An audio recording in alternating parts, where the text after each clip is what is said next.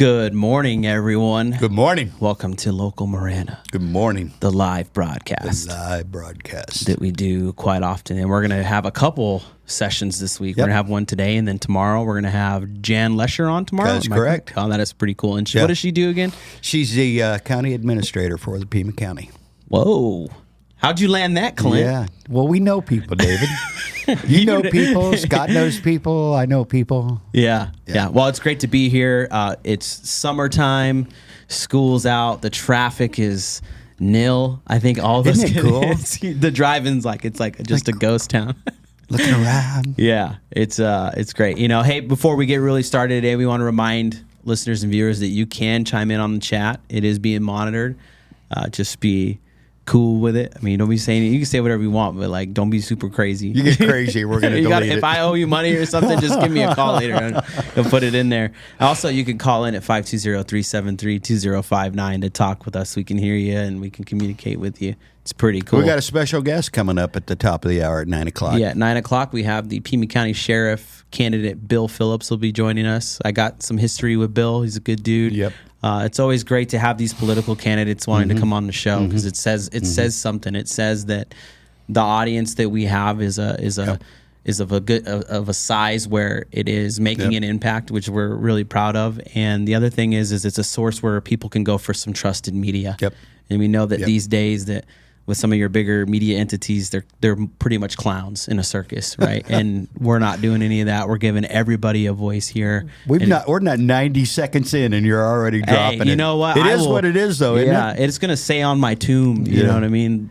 The legacy media was clowns. Yeah, it is. But before we get into all that, we got the whole squad here. We got Clint and Scott's going to take us into and full disclosure, traffic and weather. I'm gonna call Scott and myself both out. We've been fighting some kind of summer thing going on, so if we sound a little funkier than we normally do, Scott and I are medicating. So yeah, you guys got hit hard. So did my kids. Yeah, my kids got really weird. shellacked by it. Oof. Yeah. I'm a week in. Okay, well, with that, I'm going to clear my throat and going to get you some weather. Let's do it. So, weather, hot. Yeah. It actually, today's going to be about 104, but it's going to creep up into the 107s for the next couple of days after that. So, that's so early. That's pretty crazy. As I'm kind of scrolling and looking at traffic, it's kind of we have our repeat offenders of the that I-10 and Ina in between Orange Grove and Ina. It's a little congested. I mean, you see, most of this is construction type stuff with the closed roadway. But other than that, you guys have felt it. We probably all felt it. It's a lot less traffic right now. It's easier to get to and from. School's out. People are on vacation. Yeah. And there's something there on. What is it? Is that Ina and Thorndale, Orange Grove and Thorndale? This guy? See that little caution mark there? That just popped up. Ooh, let's see. Marana Police Department, Orange Grove and River. Oh, deputy on scene, traffic incident, prop damage. Now that shouldn't be damage to your propeller because I don't think there's an aviation accident there. But prop damage is probably property. Yeah. Well, that's in Marana, so that just popped up. Yeah. It's so funny to me that the ADOT still calls the Marana police deputies. Do they? It says deputy on scene. Marana police deputy on scene. What's Every the time matter I go with them? on the city stuff, it says deputy on scene. What's the matter with them? It kind of got promoted, I guess. You got a little more power there. It's take it. Run with it. See what happens. Maybe make the badge a star again. I don't know. Whatever. Whatever's cool. Whatever's cool. trendy. Whatever's going to help with recruiting. Yeah. Hey, we're this now. We have these powers. So I want to go ahead. You mentioned the heat, Scott, and it is hot certainly during the day, but it's still comfortable in the morning when you get up, especially if you're up early, like we were this morning. 5:30, 5:15. It was actually almost a little chilly. You could feel a little chill in the air when you went out, but still dry enough for that. Yeah. So if you're going to do any outdoor activities, I would suggest you do it before 9 o'clock. So it was still pleasant. But yeah, the roads are crazy light right now. I love it. Isn't that amazing how school affects all that traffic in that 7 to 9 o'clock hour. Yeah. So I usually go and try to knock out a little workout about, I don't know, 3 o'clock. And after I get done, I come down Ina from Shannon, and it usually takes me 15 to 20 minutes to get from Shannon to here. And we're only like, 4 or 5 lights away. Yesterday I did it, and it took me 5 minutes. Getting through that light there with all that construction over on Cotero is crazy. Mm-hmm. But I haven't seen the backup, so I guess a lot of that's still. Oh, really? The excessive heat warnings are coming. Scott was talking about how hot it's going to get, and I know that the National Weather Service put out some excessive heat warnings, and we have an expert in-house on identifying symptoms of heat exhaustion, heat stroke, and Scott has information on that. And Scott, I want to rely on you heavy on that to educate our listeners to make sure they're taking care of themselves and their others, and making sure that nothing's getting left, no living thing is getting left inside of vehicles and things like that. So what are some symptoms of some heat exhaustion and heat stroke? Can you break that down for us? Yeah, I think the most important thing, especially now, is just like Clint had mentioned, we're nice and cool in the mornings and we're dry in the mornings. And what happens, especially with folks coming from out of town, is they go, yeah, today's the day that I hike Catalina State Park. And they go up there, they're a little bit underprepared. It's 75 when you start, but it's about 100 after a few hours. And so tourists, we see it a lot because you end up having to do a lot of state park rescues because they run out of water. There's no shade.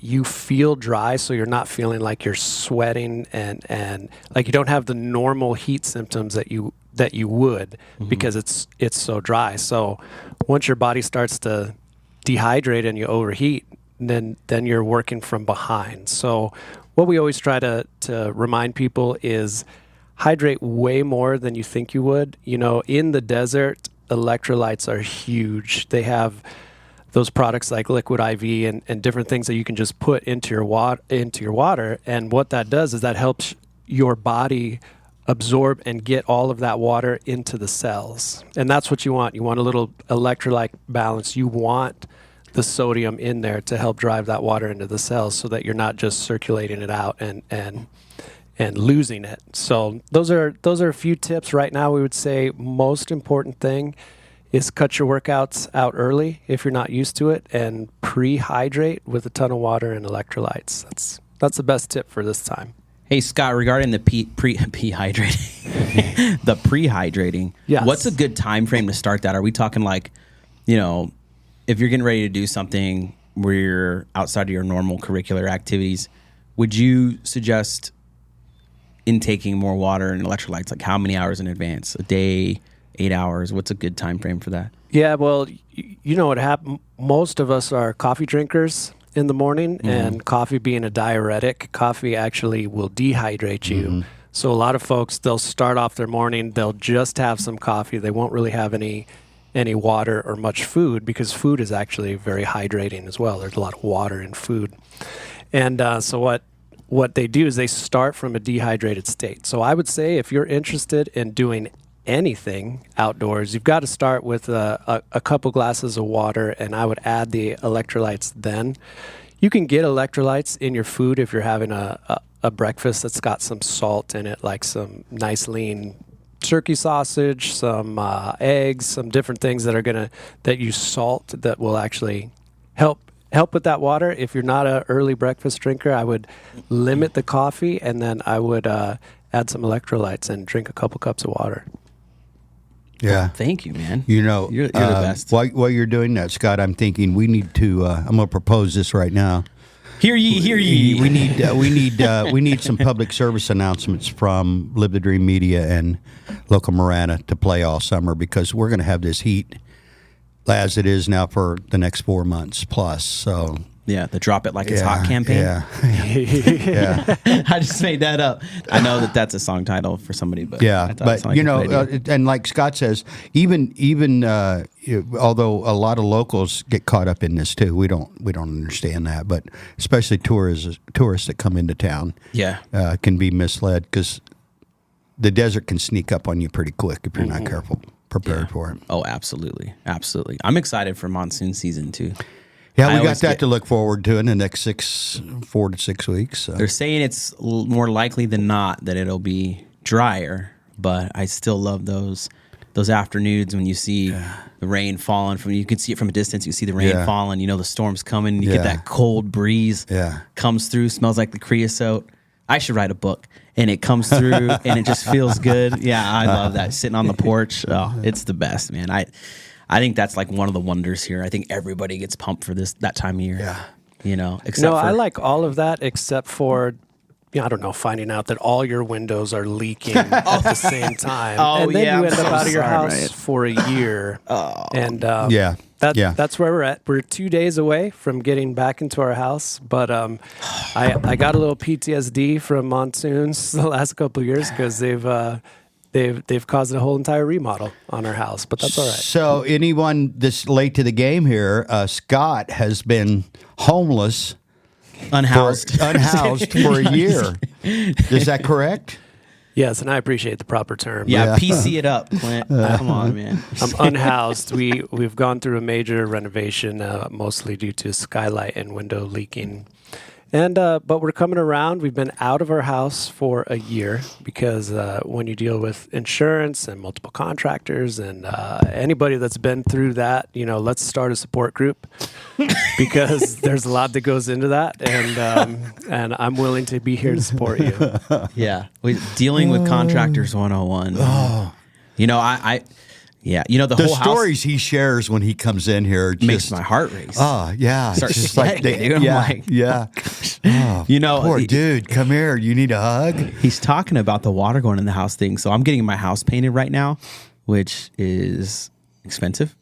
I found out, how you were talking about water getting in your house, dude. I had so many really huge cracks on the back end in the stucco, and if if we wouldn't have pulled the trigger, I might have been.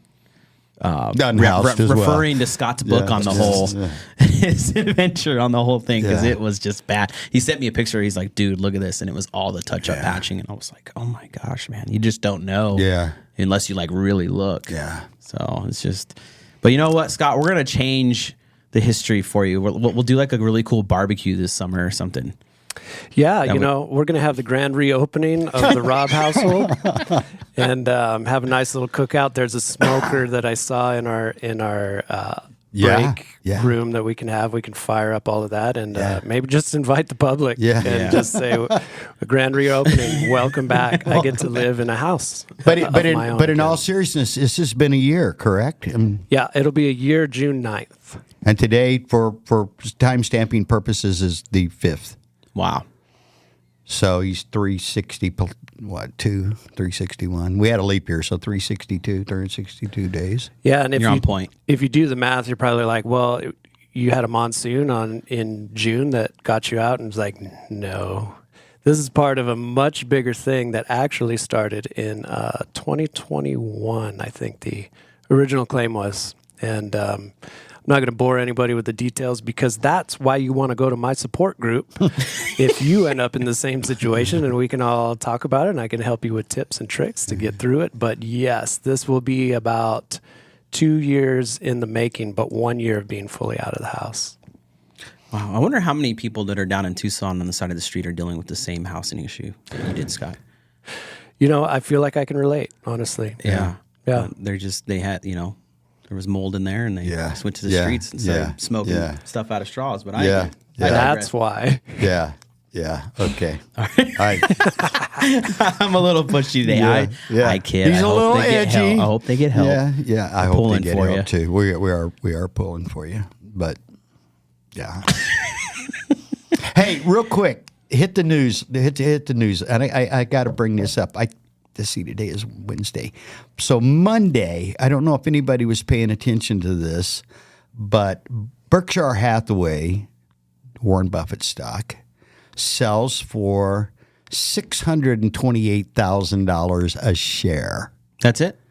$628,000. There's different classifications, but the real stuff sells for $628,000 a share. But on Monday, there was a glitch in the system. And for about 90 minutes, you could buy Berkshire Hathaway for $185 a share. Oh, did you grab some? No, I did not. And it wouldn't have mattered because the New York Stock Exchange is invalidating all those purchases. Oh, how convenient. Makes sense. Yeah. 628,000 a share.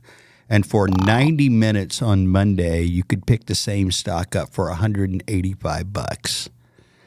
It was a 99.97% reduction in the price of Berkshire Hathaway. Must be nice to be part of the establishment, huh?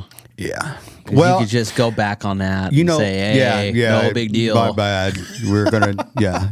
Well, I remember to kind of follow up on that, and I don't remember the exact time frame, but it's been probably about 2010.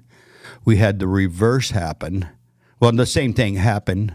It was a flash drop in the market, and there was no clawback, and there were people wiped out.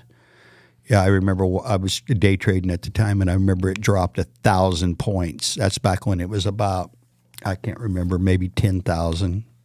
Stock market was at 10 or 11,000. It's now at 40,000, and it dropped 1,000 points in just minutes. And people that had the automatic triggers built in were wiped out.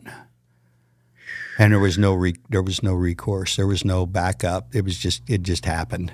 Whoa. So I guess if you've got the leverage of, not to be a conspiracy theorist, but if you've got the leverage of Warren Buffett, we can fix it. If you don't, and I remember at that time watching my stuff that I was trading, well, even stuff that I was holding, but just drop like dramatically. Wow. You know, something else I read in this week, because I'm still I'm actively involved in the market. I'm not actively trading the market, but I'm actively involved in the market.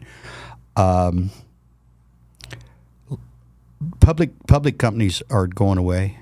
I mean, a decade ago we had 9,000 publicly traded companies. I'm rounding off if anybody wants to give exact numbers, and we're less than half of that now.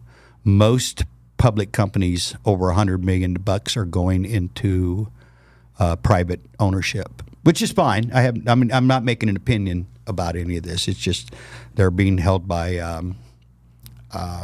mutual fund holders and private equity companies and stuff like that, which makes total sense. I mean, why? Convenience, more control.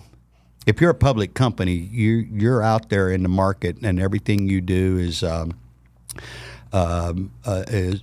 under scrutiny. Whereas if you're private, some of the largest companies in the world that you would be familiar with, like the Mars Candy Company, totally private.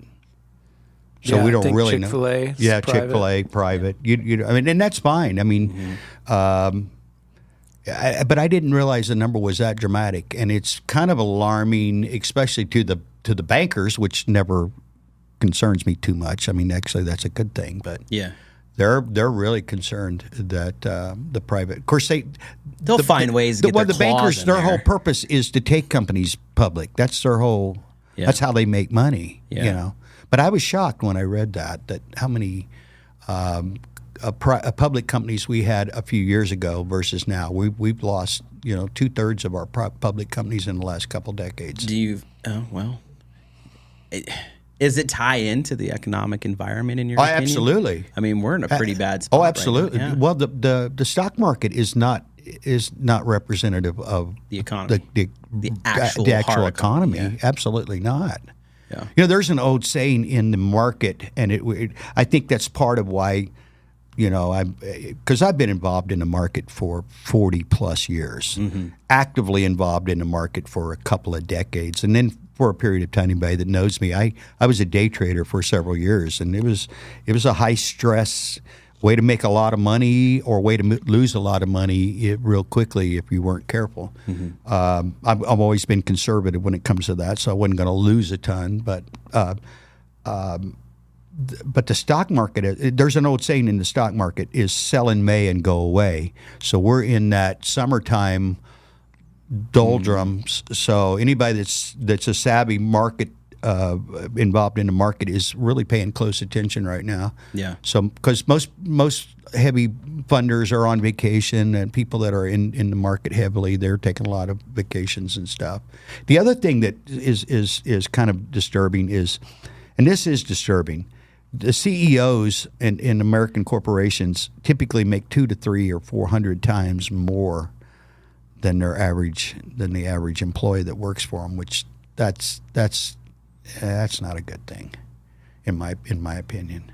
200 or 300 times more than the people that make you the money is. Yeah, top heavy organizations. Yeah. I'm a big believer in, if you and I've had this conversation 100 times.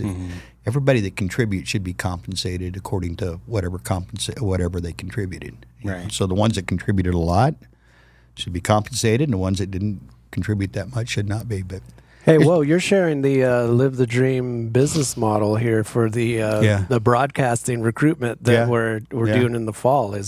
But it is just that. It's not about executives getting all the money. It's about the people and the talent and everybody that is contributing to make this bigger, to be able to be involved in the profit sharing. And Scott, I'm glad you picked up on that, because I think that's why I am where I am. You're an entrepreneur. In my head, though, with doing this research.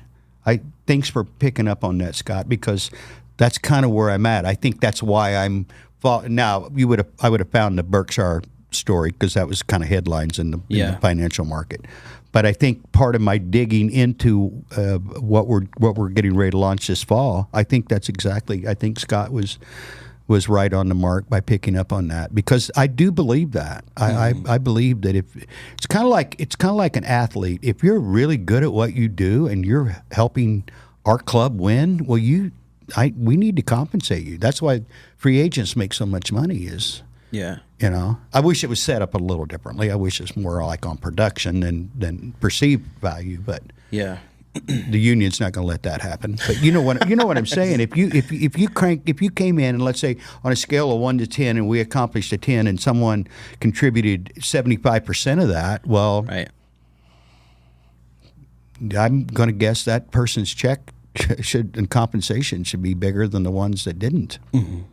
Yeah. Well, not to minimize the people that didn't contribute as much, because they're still valuable. But who's really producing, right? Do you work for the fire union, Clint?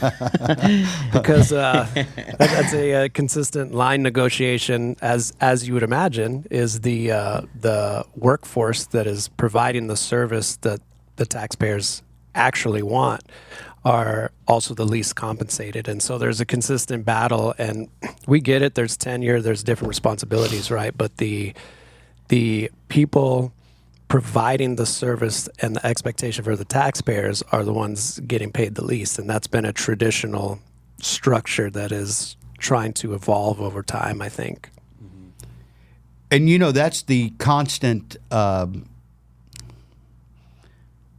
if you will, arm wrestling that takes place. Is how do you compensate for that? Because the stars need that. If you're getting victories for me, you need to be compensated. Yet on the same token, the guy that cleans up after the game is pretty valuable too. Does that make sense? The janitor is pretty important if they're doing their job as well. So you know what it boils down to. I'm gonna quote somebody that my mother. We're gonna come up on an ad soon. Quote your mom first. Yeah. Well, and this is my mom, and she was quoting the Virgin Richardson. Is the reality of it is it takes all of us to do it, and it's not always the one in front, and we need people that are in leadership that are benevolent. You know what I'm saying? A benevolent leader recognizes the whole picture. Yeah. I think that we have a problem with, I'm not going to say who, but our generational movement now is everybody thinks they're entitled to a job. Yeah. and they don't want to earn a job. I think there's an earning problem. Yeah. Like you got to earn that Yeah. job first, then earn in the job. Yeah. And it's usually now most people are like, I should have a job. Everybody wants to start as Yeah. the CEO or the shop foreman or Don't do whatever. it. You know, I mean, and that's just not reality. But if and that's where it's up to us and it's incumbent on us. And Scott, I'm glad you brought that up. As we grow out our network, it's incumbent on us to take a 35,000 foot view of things and realize what everyone's worth is. Will we get it right all the time? I don't think we will. Yeah. But we will be benevolent in our approach to that. That the big guy, the little guy, everybody in between all makes up part of the whole. Yeah. Well, we'll get back. We got our guest, I'm going to Bill jump Phillips, out for a little bit. joining us here shortly after this ad break. And again, thank you to our sponsors. We will see you shortly. Discover the power of 88 Crime, where your anonymous tips are rewarded with cash. When you call in anonymously with the tip, you are given a code. With the code and a password, you can walk into a bank and redeem your reward anonymously. If your anonymous tip results in a felony arrest, you can claim up to $2,500 cash reward. Let's stop the silence on crime and strive for a safer community. For more information, please visit 88crime.org or call 88crime. Copper Creek Cookies, Copper Creek Cookies, CopperCreekCookies.net. We can print anything on our soft vanilla logo cookies. We deliver them and other sweet treats locally. We are located at 4249 West Ina Road, Suite 121. Call us 520-300-1131. We bake smiles. Copper Creek Cookies, Copper Creek Cookies, CopperCreekCookies.net. Are you looking to establish a powerful online presence for your brand? Look no further than Live the Dream Media. Our team of experts possess the capabilities and skills necessary to make it happen. From creating compelling content to analyzing data and making strategic decisions, we've got it covered. Don't let a lack of social media know-how hold you back. Visit ltdmedia.net for more information.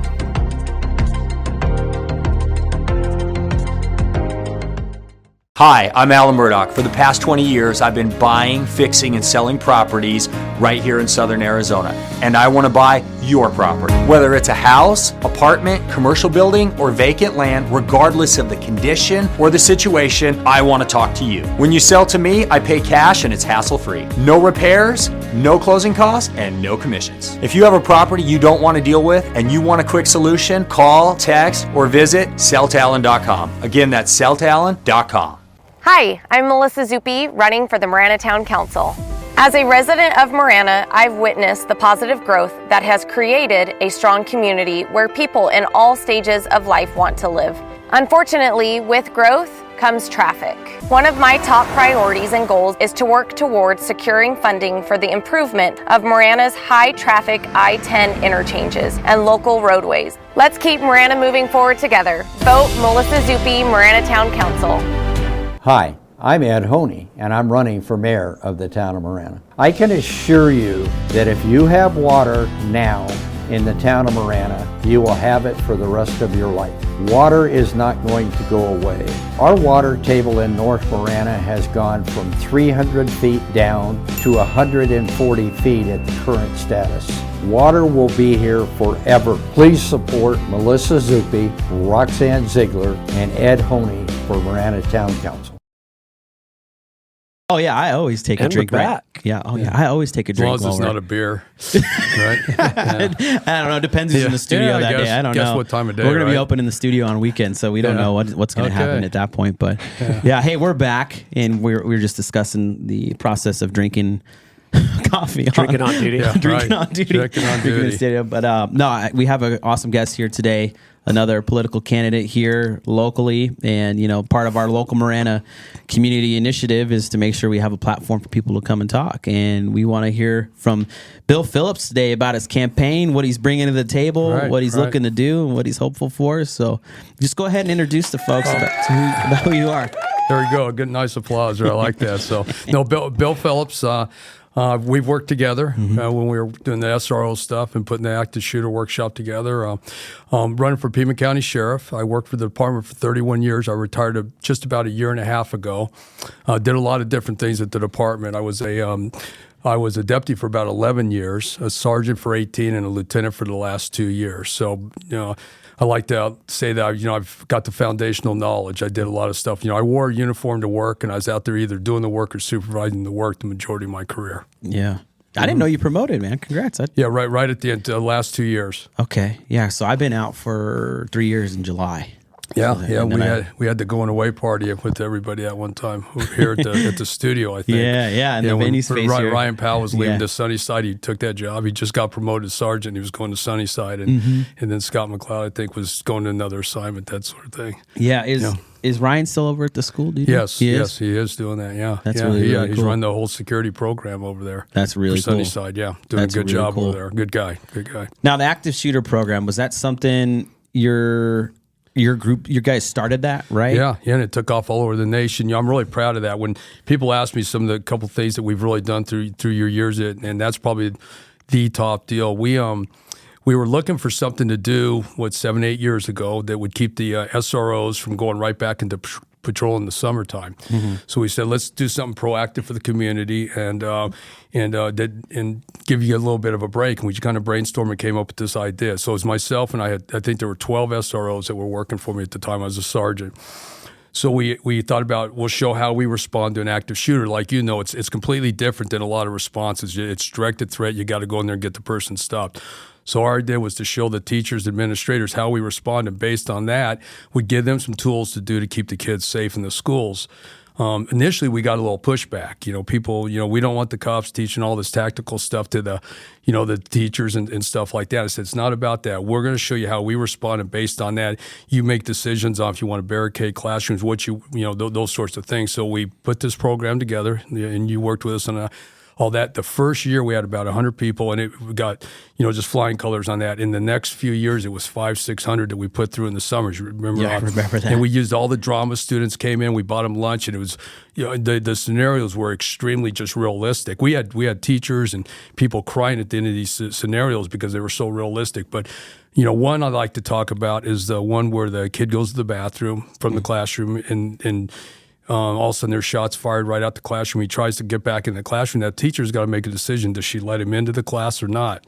And, and it's really emotional. So at the end of these things, we'd talk, and I said, hey, if I was a teacher and I had to deal with this, I went through this class, I'd go back and tell my students, if something happens, you can't come back. We're going to barricade. Go figure something else out. That's what we wanted to do with this program, is that learning experience to get this, to make everybody safe. And we talked a lot to the kids. And one thing I like to think about is all those kids that worked with us and those drama kids, if they were ever in a situation like that, they would know what to do because of that training, along with the teachers and administrators. Yeah, they got a significant amount of hours doing that because the program got so big. I remember that we would be at some campuses for 5 days because so many people would register, and you'd have the whole auditorium full. Right. We were looking at probably 60 people a day. We'd do 3 different schools. You remember, we'd move it around. We'd use Cienega, Desert View, and the Mountain View, and we'd move it around. We'd utilize all the different drama students in those areas and so forth, and bring the people in. We were doing probably 500 to 600 a week, right? No, pretty easily, and then it took off all over the country. So when you hear about an active shooter program any place in the nation, any place, we started right here at Pima County with the Pima County Sheriff's Department, the SR unit that I was running at the time. We put that together with 12 people. Yeah, proud of that. It's a pretty neat deal, and it's still thriving here today. All over. Yeah, they're continuing to do it, and so forth. And I know they're doing it all over the country. They're doing the training. I don't know. I think Farmer and Sam Chavez ended up going to Austin PD and stuff, and I don't know what he's doing now, but they were going around the country teaching a lot of this stuff initially. I don't know. Bill's running the SRO unit as a lieutenant right now. That's incredible. So he's and so forth. But I think he may still doing some teach. But they've got they went out and taught enough people that other people are teaching now throughout the country, though. But right here, Pima County Sheriff's Department handled that one. Wow. Yeah, that's really cool. Yeah. Well, you're taking a big step running for Pima County Sheriff here. Mm-hmm. Yeah. So what's your plan for that? What are you looking to change? What are your goals for that? If you were to be elected, what do you kind of movement are you trying to make happen? Well, I think we need to get going in a positive direction again. There's been a black cloud over the department for a lot of years. 7 or 8 years. It's been through a couple different administrations and so forth, and just can't get out from underneath that. You have to understand how to kind of move past that, and I just don't think it's happening with the sheriff that's in there right now. So we need to get going back in a positive direction, and the way you do that is you got to support the people at the department, the men and women that work there, and so they can go out and proactively do their jobs. I think all over the country right now, law enforcement's a situation where people are simply going in and doing what they have to do because they just don't have the support in a lot of cases. Mm-hmm. And you want to start handling this stuff proactively, not just respond afterwards and take a case report. You want to handle crime before it occurs. So you need to get back to that. Now, my platform, if you look at my platform on my website, it's been up there for almost a year and a half. I was the first one to go start getting signatures, fill out the paperwork to run. And I did a podcast with Don Fry and Dan Severn. Dan was a wrestling coach at ASU, and Don Fry's a big MMA guy. And I did that way back because I wanted my platform out there. I wanted people to see the things that I was talking about, because some people have actually, I think, picked up on some of these things and have started talking about it. So I wanted to say, I got these ideas out there first and so forth. But I think about this all the time. I think about doing the job. It's going to be a tough job. I made a decision, I guess December, right after I retired in 22. So I talked to Mark Lamb on the phone, and I was going over a couple things, and that's when I finally made a decision. But I realized that, there's going to be times you're laying there at night, looking at the ceiling, and going, man, what did I get myself into? It's going to take a lot of work and so forth. But I'm motivated for it. I thought about it. My wife was all on board for it, and we made a decision to really move ahead. But so my platform's out there. And it's common sense immigration. We're going to go down, and we need to, you need to go down and start enforcing along that border, work with the federal agencies and the adjacent county agencies. You need to make those traffic stops. You need to find those people transporting these young girls for prostitution, those sorts of things, transporting the drugs. You utilize fighting dogs and so forth. I'm a big guy on the animal cruelty stuff, but if you look at how that platform works as a 360, all these things work together. If you got people fighting the dogs, the chickens, the illegal horse racing, you start charging with felonies with state charges, that gets their attention. And, proactive patrol along the border there is important. So I'm going to put a strong rural patrol group together that are going to be down there doing a lot of enforcement. So how do you get more people? It's easy to say you can do all these things, but you need more people. So that, right there, a reserve program comes into play. I'm going to utilize people retiring first and say, hey, just stay on. Give me at least a day a week. You keep all your equipment except the car. You won't have a take-home car, but you'll have everything else, and come in and help us out. It just gives us more people so we can spread out and do these different things. So, and then I'm going to roll it into the corrections aspect, where the corrections officers have an opportunity to where they can get post-certified through a reserve program. Then you have a hiring pool that comes over to the sheriff's department if they want to do that, or if they want to stay corrections in their commission, that they could come over and help also. And it's also a recruiting base for the corrections people, because it's hard to hire at the jail. You know that, David. Yep. It's hard to get people. It's a tough job. So if they have an opportunity to work there, and if they're doing well, they're off probation, they can go through a reserve program. That's a huge hiring tool for the jail. So this thing just really works in a lot of different areas.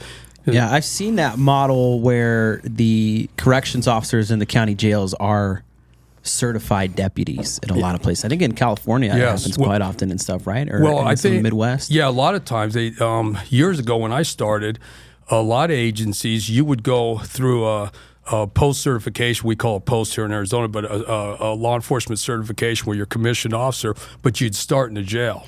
Mm-hmm. So your first few years would be in the jail. That's how they'd move them out. But, our jail back in the day, I worked there in 1990, so I've actually got 33 years on, because I started in the jail for a year, and then I went adult probation, then I went commission. So I say 31 years was commission time, but I've actually got about 33 years with the county. And so our jail, though, was called a direct modular kind of situation. It was at the time, the philosophy was really a neat idea of how you'd be in there with the inmates and take care of it. It's changed a little bit now, but you had a professionalism to the jail that these corrections officers were just, professional corrections officers. I think they really kind of stood out throughout the country the way that jail was handled at the time, and they still are. So there's been that separation, which is fine, I think, but I just want that opportunity to, if they want to do both, if they want to do it at outside interest. The other thing is we want to bring in, once we get this going and it's really take off, bring in a kind of a civilian population, bring them in and say, if you got the guy that's a pharmacist or the gal that's a pharmacist and they always been interested in law enforcement and they can pass a strong background, a strong physical fitness process and all that, they can come in and we'll have a reserve program there. There's no reason you can't utilize a good, strong reserve program to get a lot of people to help, because it's always about money, right? Always about money. That's one of the things you can do there. Yeah, I've heard the money issue brought up before in some of our programs, especially that's a huge issue when hiring all the time. So yeah. I went to a conference for an organization I'm part of, a non-for-profit, and it was really eye-opening. I got to sit down with people that represented so many different law enforcement agencies all throughout the U.S. And the same thing was said, and it was pretty troubling. The average amount these departments were down on staffing nationwide was 50%. Wow, yeah. And then the other problem was when they had them in the academy, less than half was making it through the academy. Yeah.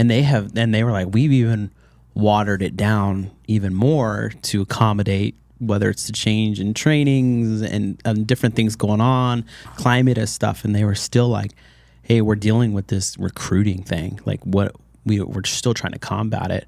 But you have a plan where the incentive is, you're preparing them through the jail to be that post-certified role, right? Because I'm going to give a personal opinion on this thing, right? Which I sometimes do, sometimes don't. No, of course. I worked corrections before. I'd love to hear it. Became a police officer, right? And at the jail or in the state prison system? State prison, yeah. Okay, yeah. And when anybody asked me what was the most, where did you learn the most?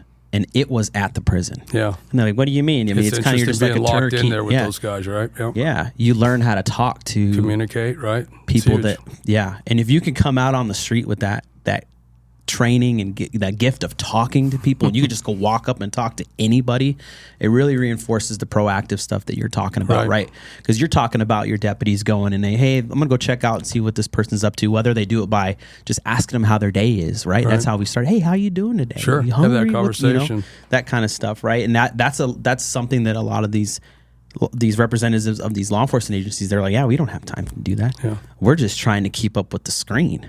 So I think that all works together when you look at these sorts of things, and that correction aspect to work them over. Now, and also you prevent the people that are there that are retiring. You've got all that experience that you can bring and keep on, and help with a lot of this training. I just don't understand why they used to have a reserve program. I don't know why it went out the door. It did quite a few years ago. You're talking about hiring. It is tougher these days. People aren't as interested. We've lost. It's a 401k now as opposed to a regular pension. That was huge. I mean, in law enforcement, that was a big deal. So there's a lot of different factors. And then I think the support from the community, a lot of times there's some of this negativity that pushes people away.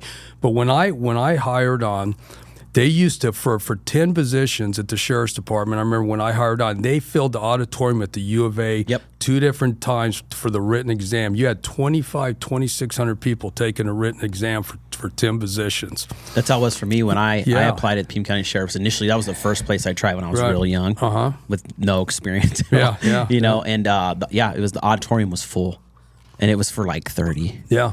So now you have a situation where I think you hear that there's 50 or 60 people showing up for 10 positions, and about half of them aren't passing the process through a lot of different reasons. There, you've got the physical fitness, the written, and then the background, and that sort of thing starts. So, I think it's tough. It's tough getting really good people. You need good people. You need people with integrity in the job, and so forth. And we need to have bigger pools coming in, so we've got better choices, to get people into the job and so forth. But that's a problem, societal type problem that needs to be worked around. But I think, again, just getting the positive, supporting your people, having their backs, and that sort of thing just sets that example with the department.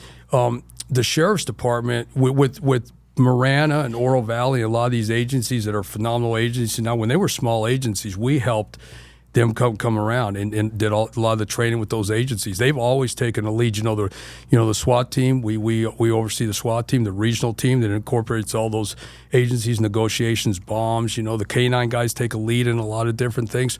So the Pima County Sheriff's Department's always been a leader in the Southern Arizona as far as the training for other agencies and taking the lead in this stuff. And unfortunately, right now, because there's so much negativity because of some of this stuff administrative-wise over the last few years, that people forget about the day-to-day operations of how good a job that deputies are doing, the corrections officers are doing, detectives, the administrative staff, your comm people. People think about a communication job when they're sitting on the phone with somebody that's just in a really, really bad situation. That's a tough deal, and you've got to have dispatchers that are able to handle those kind of things. We do, So, the day-to-day operations, there's hundreds of calls, hundreds of cases, and everything getting handled every day, but it's overshadowed right now at this point. So we need to move out from underneath that and get back where people are looking at the positive every day for the Pima County Sheriff's Department. Right. So we've covered kind of the interior aspects of the campaign as far as the Sheriff's Department, what you're going to bring and change and recruiting and stuff like that. Right. So what's your message to the everyday citizen in Pima County? What changes are you going to make? What are you going to do different? Or what ideas do you have for these everyday citizens that are going, hey, I'm seeing this happen. I see, the issue with the unhoused or the homelessness or however you want to call it these days. What are you bringing to the table for those everyday citizens, business owners, and those and such? Okay, well, a couple of things. First, I think one of the strong suits for me is I've got a good retirement. I'm coming out of retirement. I've got plenty to do. I'm not doing it because I'm bored or ego or any of that sort of thing. I'm doing it because I want to get it going in a good direction. I think that you start, within the community that surrounds you to make a difference. In my experience as law enforcement, so I'm not tied down to this political aspect of having these, alliances and allegiance with certain board of supervisors and things like that. You kind of pat my back and I'll pat yours kind of deal. I don't need to do that. I work for the citizens of Pima County, right? The citizens out there and the deputies. You really work for the deputies too. So you need to give them the tools and the support to get the job done. And you answer to the citizens. And I'm one of those guys that I can go out there if I'm not getting what we need, if we're not getting compensation that's equal to other agencies and we're losing people, if we're not getting certain support, I can go out there to the public and ask for their help and have them bang on that door with those board of supervisors. And I'm willing to do that. Now, if you're down the road, if you're looking politically at things and you want to make sure that you're going to get voted back in and stuff, people make these. See, I'm not going to do that. I don't need to do that. I can put pressure on the county attorney so they pursue cases, those sorts of things, and I'm willing to do that. And I want people to hold me accountable to that. I give my phone number out. My personal number is 465-4112, and I want everybody to have it. So that's a strong suit, is I don't need the job. I'm doing the job because I want the job and I want to make a difference there. So to answer some of the stuff you were talking about, homeless stuff, that's a real, it's a problem.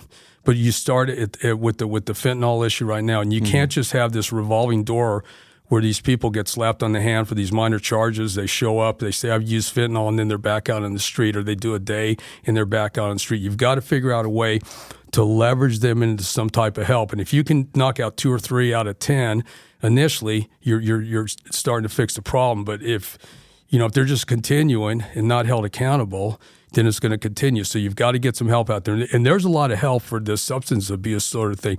But one thing, we were talking to a person the other night, and he brought up something that was interesting. We could use the schools, because there's some abandoned schools around Tucson, from TUSD, and build a school where we can use the people that are utilizing fentanyl instead of going to jail. Because right now what happens, you say, I'm using fentanyl, they're supposed to take them for a medical evaluation. A lot of times they just get a citation and they're field released. I think a lot of the agencies do that. If you take them and you have a medical staff set up at a separate location, you can monitor them for, the 24 hours or whatever you need to do, and you can handle an overdose. then you can hold these people accountable. You can roll them back over and put them through the system and have them not just walk away. So that's a way. That's one of the ways to kind of start with some of the fentanyl issue and the homeless issues. You got to start with the base problem, and that's a drug problem, drug, alcohol, those sorts of things. And you want to help the people out. You want to give them an opportunity to get off things and maybe get back in. And then you have to look, it's an opportunity, and ask the community. You've got the Tucson, the business coalition here that's really involved with some stuff. Those people have to come forward, and I think they will, and offer some jobs to some of these people. If you have people that are rolling through the system, they're getting help, and they're doing, now you have to start thinking about how they get employed. So it's going to have to be the whole community. But as law enforcement, what we start is by holding people accountable out the door and saying, okay, we're not going to let you just continue to steal and throw trash down and urinate in public and do all these sorts of things. We're going to pull you in here. You're going to get the help. Your choice is to get the help, or we're gonna hang on to you, or you can go someplace else. So you've got to be able to do it that way. And then you have the community come in when you start getting people through this, and they start jumping on board, and you start, creating a good situation. Get them back out there, and they're a positive, positive for the community out there. They're contributing to the community. That's what we need to do there. So it's tough, though. It's going to take a lot of work. It takes a lot. And you brought it in. The citizens have a responsibility too. The business owners have a responsibility. Yeah, everybody does. And I think people want to help. But you have to have, right at the bottom with us, we have to have the support from the county attorney and stuff to continue to hold them accountable first. That's what's happening. They've got to be held accountable. So you said something, and you don't have to go too deep into this. And this is just me being prior law enforcement and asking this question. What do you mean we're just field releasing people for fentanyl? Well, are they in possession of it and they're getting field released, or are they paraphernalia? Okay, let me clarify a little bit. So right now, my understanding is that if somebody goes to the jail and they say they've utilized fentanyl, they're getting medically rejected. Oh. Okay. And they're supposed to be taken to a hospital for an evaluation at the point. So you got to run them over there. Well, there's cost to the community. Right. It costs money to have those sorts of things. And I think what is going on at times is that people are just getting a field release. So if it was a misdemeanor charge, they just walk out with them and they field release them, because these people have learned to say. I was going to ask, do they know to do that? Yeah, they talk to each other. Hey, when you get into jail, just go. Hey, I use fentanyl, and they say that's exactly what's going on. So I've used fentanyl. So now there's a consideration that you don't want them in there, because. And then the other way that you handle is you handle a metal. So I talk about having a separate location because we need to make some decisions on this jail. We need to decide to go build a new one or try to remodel this. And, infrastructure-wise, you have to build some stuff. So it might be better to find a good school there and use that, one of these abandoned schools, and design. But you've got to have a medical staff that can handle an overdose. So when they say, I use fentanyl, then you say either at jail, you're set up to do it, or you move them over to another location. Then you can monitor them for whatever period of time. And if there is an overdose, if they really did do it and there's a problem, you've got the medical staff on scene. It's going to cost a little money, but you've got them on scene that they can handle that overdose or until they can get them stabilized and transported to a regular hospital. But as soon as you monitor them, they're fine. Then they go through the system. They don't get just to walk off. And I think on a felony charge, what they're doing, they'll walk them back out and do a summons. They just basically tell them you'll be contacted. You need to report to court and that sort of thing. So. It's just kind of this revolving door. They've learned to play the game. As you know, working in the prisons and deal with people, a lot of these people are really intelligent out there. If they can get off drugs and focus on things, they'll contribute to society. There was a lot of individuals in there that get their degrees in there. Yeah. And they get certified in HVAC and all kinds of stuff while they're in there. Daniel Gutierrez, I was with him last night. He's running for Congress. He did 10 years in prison, and it was all drug related. And he's cleaned up, and he's doing that, and he's actually running against Raul Grijalva. He's been on the Republican ticket, and sharp guy. I was down at on the border with him last week with Jim Chilton. He's a big Chilton down there on the border. He's a big rancher down there in Arivaca. He has 5 miles of his ranch is right on the Mexico border, and but he talks a lot about having gotten through this and gotten off everything, and he runs 2 businesses, painting companies and so forth, and he's running and so forth. And he talks about the same thing. You've got to have a plan to kind of help people out. We just can't just continue to just, handle them every 3 or 4 days and do this circle, where type of deal. So, yeah. Wow. Well, hey, thank you for all this insight. It was great to hear about what you're doing and what Hey, you're bringing Bill, to the table. I got a real quick thing for you since you're in here before we let you go.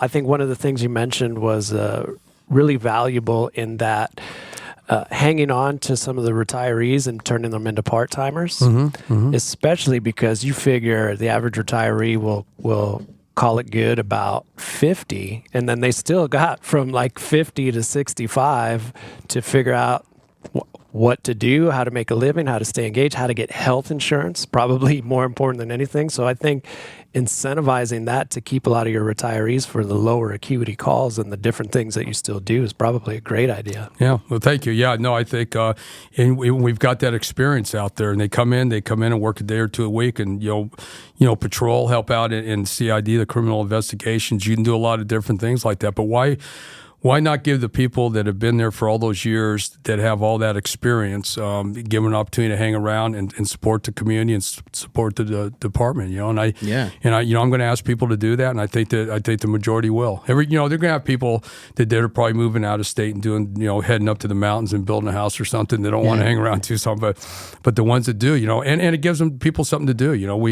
We all look for things to do when you retire and get out of there, and it's nice to have something that you can come back to and help out that makes a difference. So Absolutely. Hey, how do people find you online and read more about you? It's billforsheriff.org with the number 4, billforsheriff.org, and look at my platform and give me a call. I'm telling you, if you have a question, call me up and give anybody my phone number.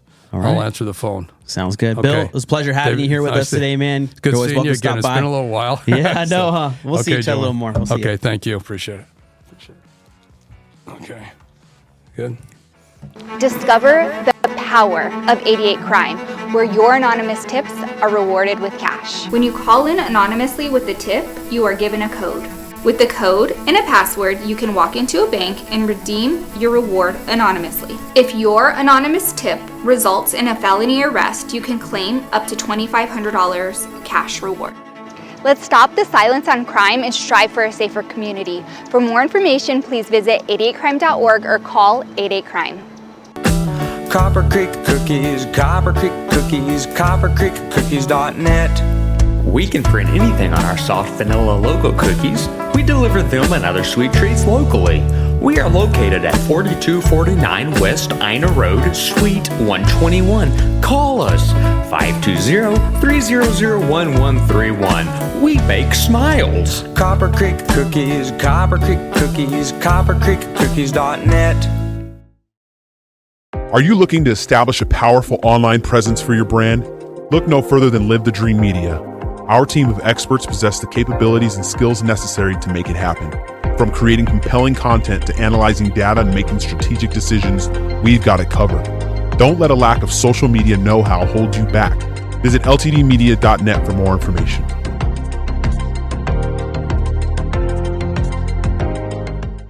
Hi, I'm Alan Murdoch. For the past 20 years, I've been buying, fixing, and selling properties right here in Southern Arizona. And I want to buy your property. Whether it's a house, apartment, commercial building, or vacant land, regardless of the condition or the situation, I want to talk to you. When you sell to me, I pay cash and it's hassle-free. No repairs, no closing costs, and no commissions. If you have a property you don't want to deal with and you want a quick solution, call, text, or visit selltalon.com. Again, that's selltalon.com. Hi, I'm Melissa Zuppi, running for the Marana Town Council. As a resident of Marana, I've witnessed the positive growth that has created a strong community where people in all stages of life want to live. Unfortunately, with growth comes traffic. One of my top priorities and goals is to work towards securing funding for the improvement of Marana's high-traffic I-10 interchanges and local roadways. Let's keep Marana moving forward together. Vote Melissa Zuppi, Marana Town Council.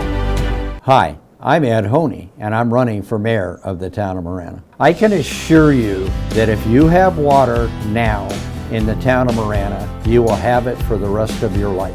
Water is not going to go away. Our water table in North Marana has gone from 300 feet down to 140 feet at the current status. Water will be here forever. Please support Melissa Zuppi, Roxanne Ziegler, and Ed Honey for Marana Town Council.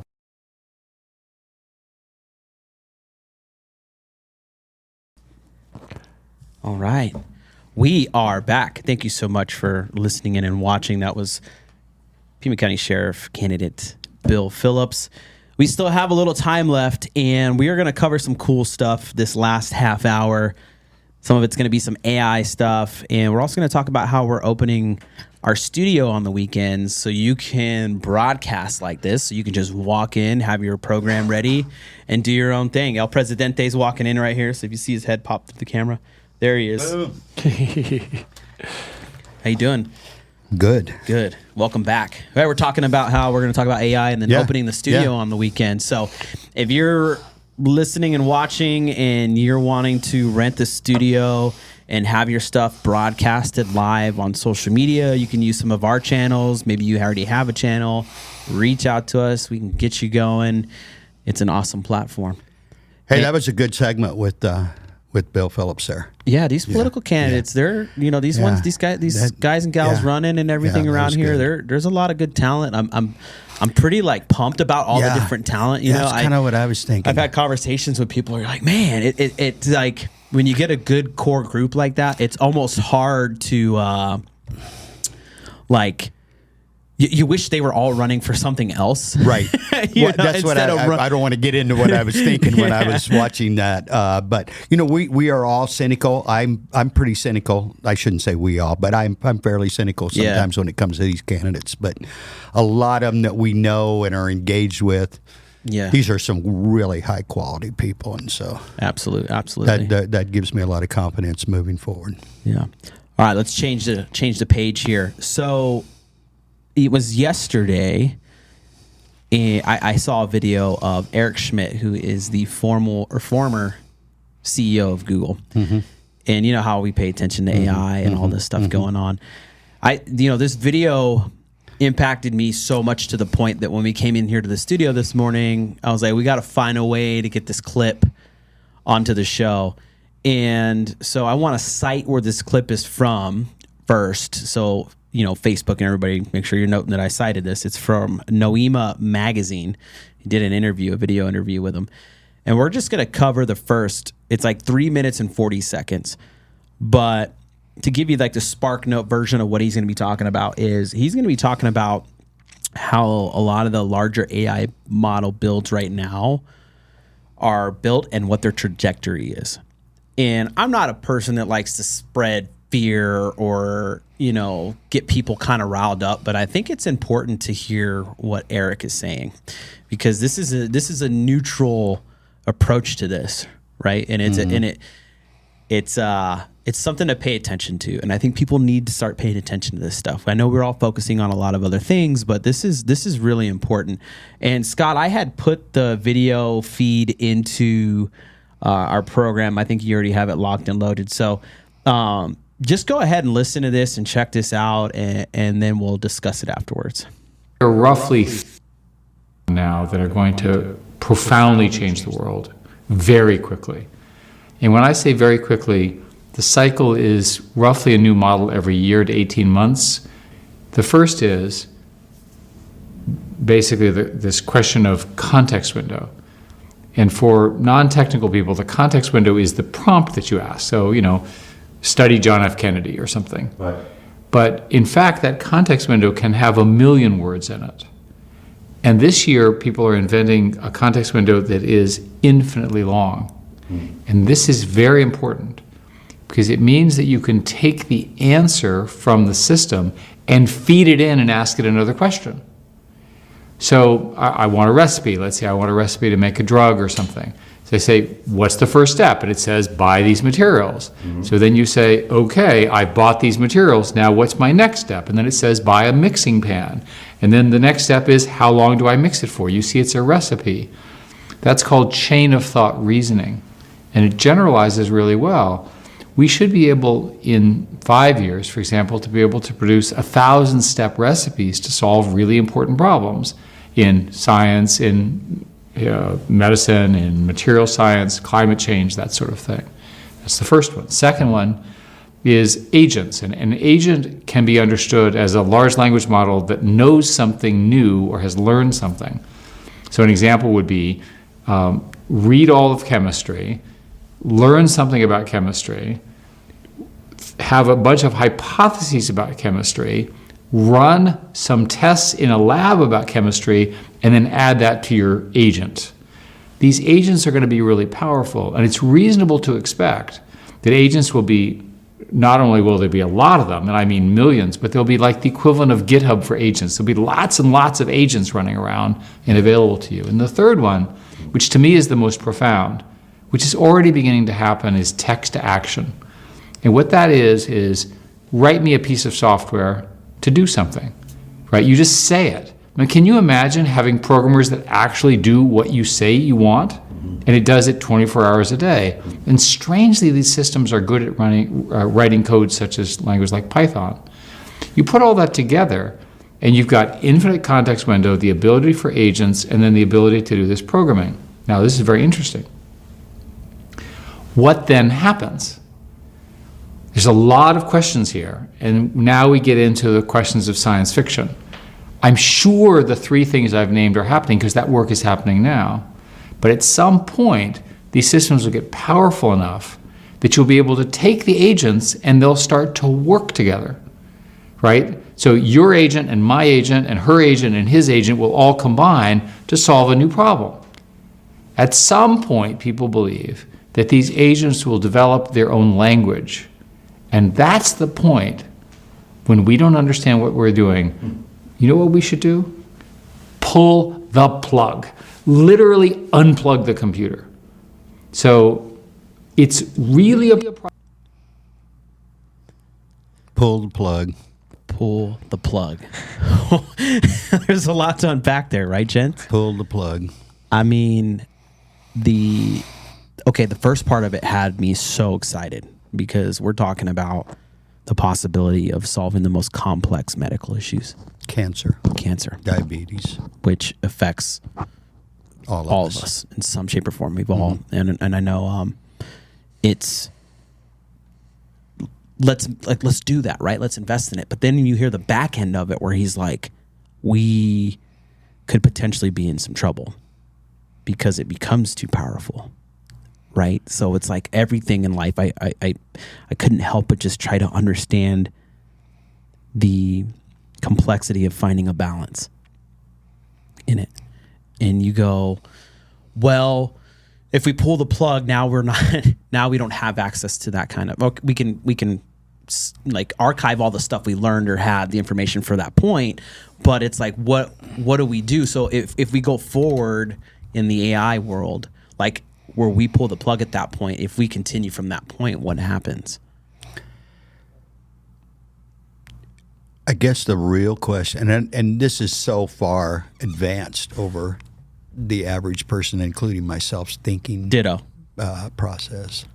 But how do we build, and I don't know, how do we build guardrails into this? Yeah. Because it seems to me like if we're capable of programming and creating the content that would produce the stuff that we use AI for. Full disclosure, we've been using AI since it became like a thing, right? Yeah. We were some of the first people to use it for brainstorming, for the lack of a better word. It's totally safe, benign use of it. You know, no illegal or nefarious thoughts have ever crossed my mind into these prompts. Yeah. But can't we build, and again, I'm asking that question, some sort of safeguards into these that says, hey, when we hit this point, that's the third rail, you come back? Yeah. Because AI, as we see it and view it and use it, is incredible. And it's everywhere. Right. It's not just some platform that we type a prompt into. It's like we've discussed before. It's your thermostat in your house. It's all the new software. It's all this. This is artificial intelligence. Right. A calculator is artificial intelligence. Think about it. So we are all affected by it one way or another, whether we realize it or not. So, and everybody utilizes it, your car with speed, cruise control and stuff, is that not yet another form of artificial intelligence? You're getting machinery to operate or equipment to operate or things to operate remotely. Your remote control isn't that artificial intelligence? Yeah. It's just like you look at everything else on the internet and how most of it is unregulated, other than by the organizations that have a platform that people access, right? For instance, so the platforms can, but again, I guess that's what I'm saying. Yeah. If the creators, let's use Facebook as an example, they can control what they want to control. Fair enough? Right. There's a lot they don't, but the stuff they want to control, they can. And that's true with all the platforms. Fair enough? Can't we as a society, when we're building these AI tools, create that same kind of, I guess it's the desire to do it. Yeah. Yeah. It's the desire, but when you're fighting the make a profit concept of it, right? You're where are we going to focus? Where are a lot of the focus? Where's a lot of resource? Where are all the resources going to be focused? I can't talk right now. We're going to put the resources into making the technology stronger, better, faster, just like we love the American way, right? We like things to be fast, good, and affordable, right? So for me, I see it, I go, okay, well, I don't really see these AI companies putting a lot of resources into the safeguarding of it. And then if they don't, who do you give that type of authority to? Yeah. Right? Like you look at the Apple App Store, right? There's an overseer of these app stores, and they can decide and dictate if your app is going to exist in there or not. Not only that, you have to pay to be in the app store. A lot of money. And then they take, a percentage of all the sales and money you make through your app on these platforms. So it's like they have an overseer that decides these things, and it's like, well, who do you put into the authority of that, right? So it's just I don't. That's Scott. You want to jump in here? Deep. I mean, I know you've got an opinion or two about this. Yeah. What are you thinking? What are you thinking, Scott? Well, I think one of the best solutions that I've found to this point, once it gets out of control, is to build the ability to travel back in time, and then take out the people that invented it at first. But I think the problem with that is that the robots will also be really good at time travel. So they'll be trying to go back. This is a Star Trek episode you're talking about here. I've actually seen this. But I think it's given us the best solution of what to do when this gets out of control is really harness time travel, I think, at this point. Yeah. What was that? I'm not a big TV guy, but I know there was a TV show. Matter of fact, that wasn't the Terminator. That was me inventing this idea. That had nothing to do with the Terminator. Oh yeah, that's kind of. There was a couple of them that there was time travelers that went back and fixed stuff. I know there was definitely a Star Trek episode that was doing this. Yeah, that talked about this. Yeah, that's I think we all would agree anything that's going to. Because I heard, I didn't hear him, but I read, because I don't watch stuff, I read stuff. But Elon Musk said the other day that AI would replace all jobs. Well, how does that happen? I think it happens a lot easier than you think. Okay, then what do we jobs. do? What do we do? Are we just on like permanent vacation then? Because I believe for me personally, I believe human beings were engineered and designed by our Creator to build and accomplish stuff. I think that's in our DNA. And if we're sitting around twiddling our thumbs, eating bonbons all day, sitting on the beach, we just fall into a stage of decadence, right? I don't think we have to just be constantly grinding. I don't believe that either. But on the same token, I think we're wired and developed and created to grow, to work, to build.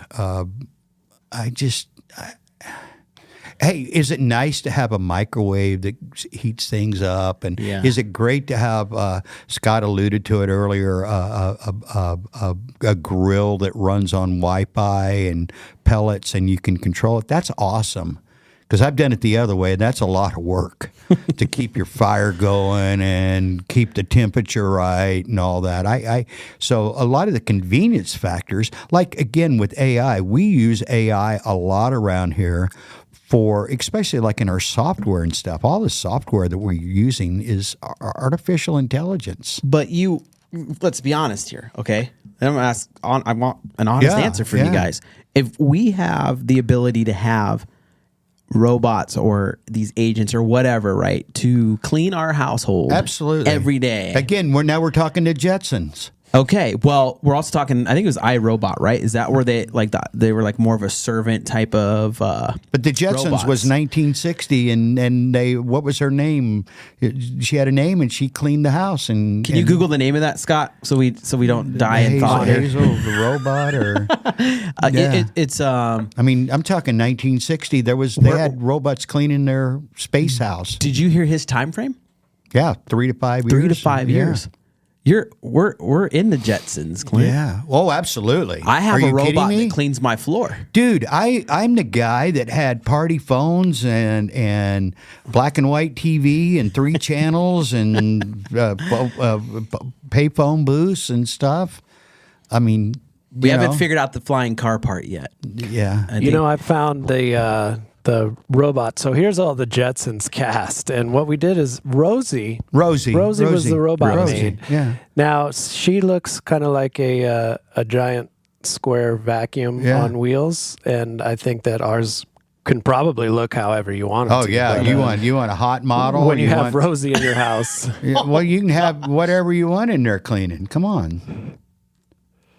I'm seeing a lot of stuff on Facebook now. These pictures and stuff of like younger actresses and stuff. Got to be AI. It's got to be. I mean, it's not. When I'm looking, you start paying attention to like older stuff. It's AI because it's not really them. Because I remember them when a lot of them were younger, and I'm like, this is all AI created this picture. Yeah, I'm convinced of it. Yeah. Yeah, that was, so the whole interview is like 20 minutes on Noema Magazine. You can find it on YouTube and plenty of other places. So I want to make sure that Facebook knows and YouTube knows that we are giving credit for that. And we can throw it in the comments. There's more to it. And I don't want to spoil it. I would really encourage people to go watch the whole thing. This is a it's where does the human mind comprehend? Yeah,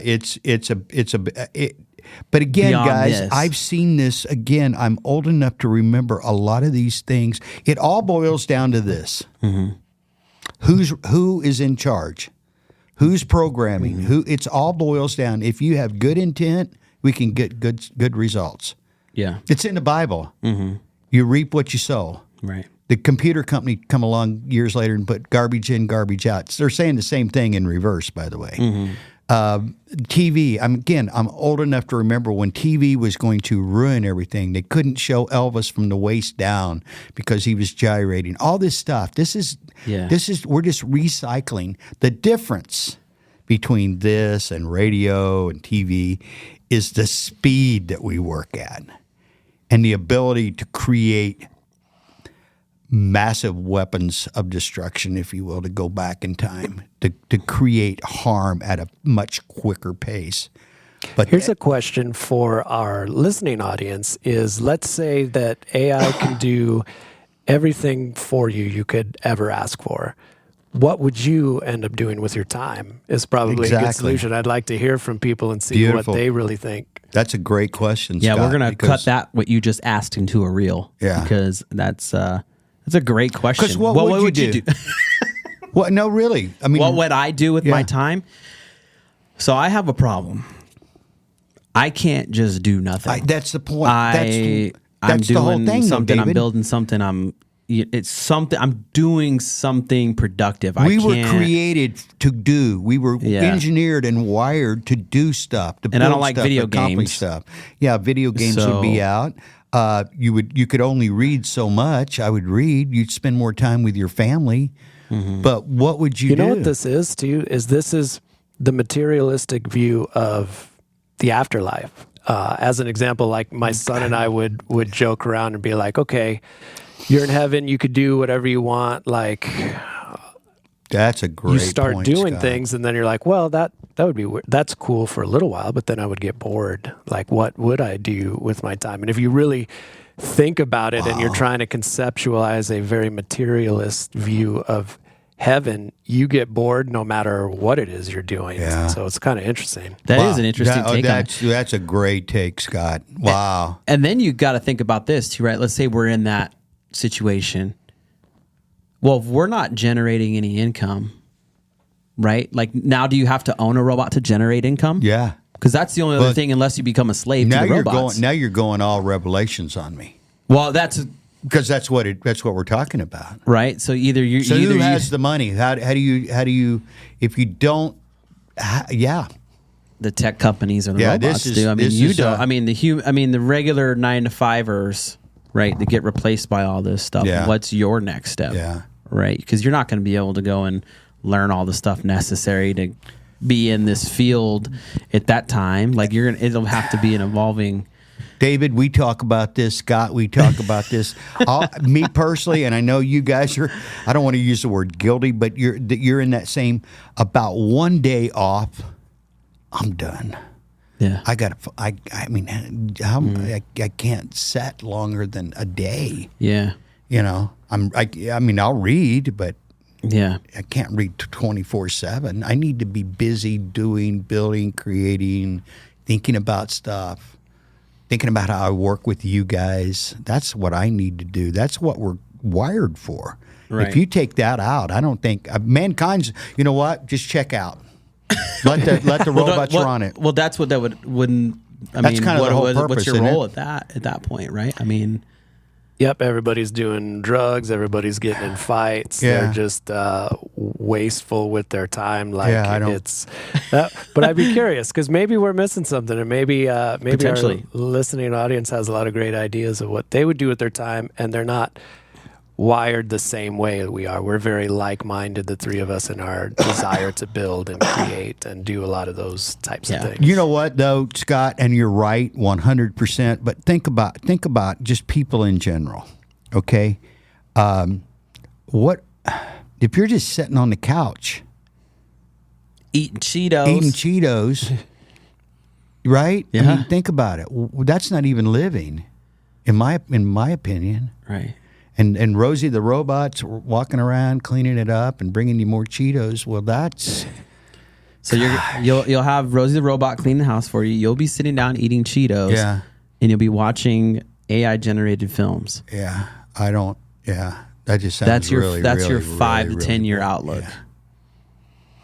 And you'll be able to live forever because we'll cure all the diseases and such and fix all the problems. So see, that doesn't sound appealing at all either. I know that might sound dark. Yeah. But like, I don't know if I would want to be here for 200, 300 years. Yeah. Like, I already, like, people do weird stuff and get under my skin sometimes. It's already too people-y out there. There's a lot of good stuff that goes on, but like, the track meet's got to end at some point. I mean, we got to hit the finish line. Yeah. Yeah. Yeah. Trust me, as you get closer to it, you think about those things. Yeah. But I think it's a legitimate concern. Yeah. That you bring up. I think it's a legitimate concern. I wouldn't bring it up otherwise if just some Joe Schmo was talking about it. But that's bold to go on there. I'm going to say what I say to you a lot, David.